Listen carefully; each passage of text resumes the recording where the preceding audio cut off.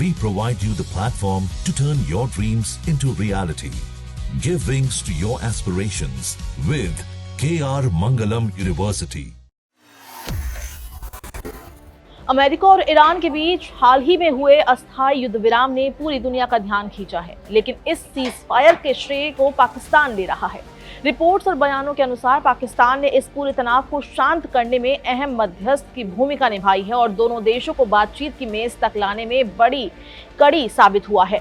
Iran के विदेश मंत्री सैयद अब्बास अरागची ने खुद अपने बयान में पाकिस्तान की भूमिका को स्वीकार किया है। उन्होंने पाकिस्तान के प्रधानमंत्री शहबाज शरीफ और सेना प्रमुख जनरल असीम मुनीर को प्रिय भाई कहकर संबोधित किया है और उनके प्रयासों की खुले तौर पर सराहना की है। उधर अमेरिकी राष्ट्रपति डोनाल्ड ट्रंप ने भी अप्रत्यक्ष रूप से इस प्रक्रिया में पाकिस्तान की भूमिका को स्वीकार किया है। हालांकि उन्होंने सीधे तौर पर ज्यादा टिप्पणी नहीं की, लेकिन ये साफ माना जा रहा है कि अमेरिका और ईरान के बीच बातचीत की नींव तैयार करने में पाकिस्तान की भूमिका को नजरअंदाज नहीं किया जा सकता। सूत्रों के अनुसार पाकिस्तान ने न सिर्फ दोनों देशों के बीच संदेशों का आदान प्रदान कराया, बल्कि सीज फायर तक पहुंचने की पूरी प्रक्रिया में बैक चैनल कूटनीति को भी सक्रिय रखा और इसी प्रयास के तहत पाकिस्तान ने अमेरिका और ईरान दोनों के बीच एक सेतु की तरह काम किया और तनाव को बातचीत की दिशा में मोड़ दिया। पाकिस्तान के प्रधानमंत्री शहबाज शरीफ ने आधिकारिक रूप से घोषणा की कि अमेरिका और ईरान ने तत्काल प्रभाव से युद्ध विराम पर सहमति जताई है।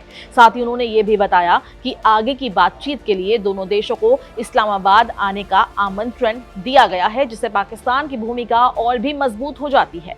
रिपोर्ट्स के मुताबिक सीज फायर से पहले पाकिस्तान लगातार कई स्तरों पर सक्रिय था। सेना प्रमुख जनरल असीम मुनीर ने अमेरिकी उपराष्ट्रपति, विदेशी दूतों और ईरानी विदेश मंत्री के साथ लगातार संपर्क बनाए और ये बातचीत कई घंटों तक चली, जिसमें तनाव कम करने और एक साझा रास्ता निकालने पर जोर दिया गया। इसके अलावा पाकिस्तान ने अमेरिका के 15 सूत्रीय प्रस्ताव को ईरान तक पहुंचाने का काम भी किया और ईरान की प्रतिक्रिया को वापस अमेरिका तक भेजा। एक अहम पहलू ये भी है कि पाकिस्तान ने इससे पहले तुर्की, सऊदी अरब और मिस्र जैसे देशों के साथ भी क्षेत्रीय बैठकें आयोजित की थी, जिसमें मध्य पूर्व संकट को हल करने पर चर्चा हुई थी। अब सवाल ये उठता है कि आखिर दोनों देशों ने पाकिस्तान पर इतना भरोसा क्यों किया? किसी भी देश को मध्यस्थ बनने के लिए दोनों पक्षों का भरोसा जरूरी होता है। ईरान को अपने अरब पड़ोसियों पर भरोसा नहीं है, क्योंकि उनके अमेरिका से करीबी संबंध है। पाकिस्तान का ईरान के साथ अच्छा संबंध है और दोनों देशों की सीमा भी जुड़ी हुई है। इसके अलावा पाकिस्तान का इजराइल के साथ कोई राजनयिक संबंध नहीं है, जिससे ईरान का भरोसा और मजबूत हुआ है। वहीं दूसरी ओर अमेरिका के साथ भी पाकिस्तान के संबंध हाल के समय में बेहतर हुए हैं।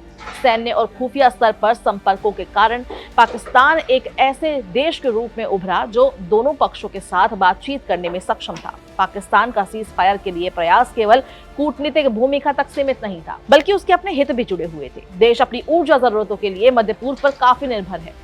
हॉर्मूज जलदमरू मध्य में तनाव के कारण ईंधन की कीमतें बढ़ी, जिससे पाकिस्तान की अर्थव्यवस्था पर दबाव पड़ा। वहां पेट्रोल महंगा हो गया। इसके अलावा बड़ी संख्या में पाकिस्तानी नागरिक खाड़ी देशों में काम करते हैं, जिनकी सुरक्षा भी अहम मुद्दा है।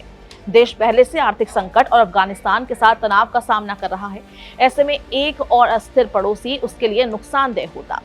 हालांकि ये युद्ध विराम अभी काफी नाजुक माना जा रहा है। अगर ये समझौता टूटता है तो पाकिस्तान की कूटनीतिक साख को बड़ा झटका लग सकता है। इसके अलावा पाकिस्तान के पास इतना सामरिक प्रभाव नहीं है कि वो इस सीज फायर को लागू करा सके। अगर फिर से संघर्ष शुरू होता है तो पाकिस्तान के लिए संतुलन बनाए रखना मुश्किल हो सकता है। ऐसे में फिलहाल पाकिस्तान को कूटनीतिक सफलता जरूर मिली है, लेकिन आने वाले समय में इस समझौते की सफलता ही उसकी असली परीक्षा होगी।